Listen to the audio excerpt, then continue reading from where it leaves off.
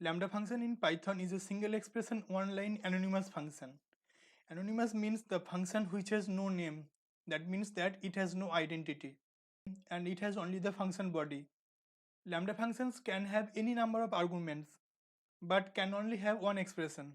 Before going into details, let me show you a simple lambda function.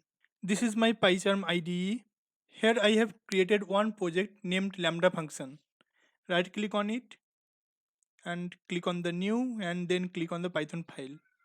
Now here give a name of the Python file. Here I will give the name add and click on enter. Now my add.python editor is open. Here I will write a simple function for addition of two numbers. First I will show you how by the normal functions we can achieve this goal. Later I will show you how by the help of lambda function we can achieve this goal. Now I will write a Python function that will add two numbers. Just write def and give the function name add, and here I am passing two variables a and b, and I will assign the result of a and b into another variable named c. Now I will return that c. Now this is the normal function for adding two variables a and b. Now I will call this add function from outside. I will pass 10 and 15 from the function add and assign the result into another variable result. Now let's print result variable. Now let's run this Python file. Here you can see that the output is 25, that is the addition of 10 and 15. Now I will show how you can achieve this goal by writing a lambda function. Now I will show you how to write a lambda function for the addition of two numbers a and b. In order to do that, just write lambda, then the two arguments a and b, then clone, then the expression a plus b. Now you can assign this whole expression into a variable called add. Now this is the lambda function for the addition of two numbers a and b. Now in order to call that function, you just need to write add and then pass the two variables, suppose 10 and 15, and assign this value to another variable called sum. Now let's print the sum.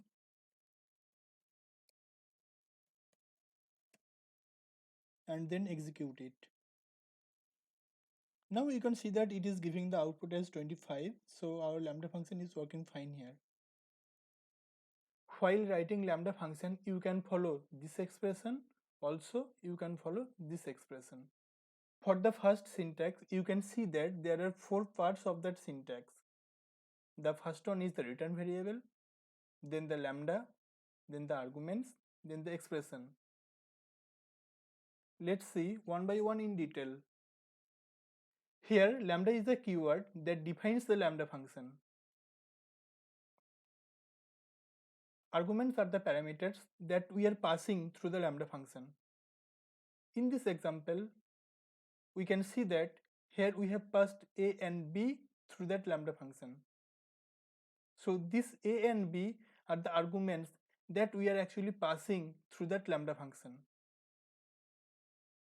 Expressions are the executable statements of any lambda function. Here you can see that we have added a plus b, so this is an expression of that lambda function. Return variable is the result of the expression after execution. It actually stores the result after the execution of the function. This is optional in Python lambda function. If this return variable is not provided, then the result after executing the expression is returned to the calling function.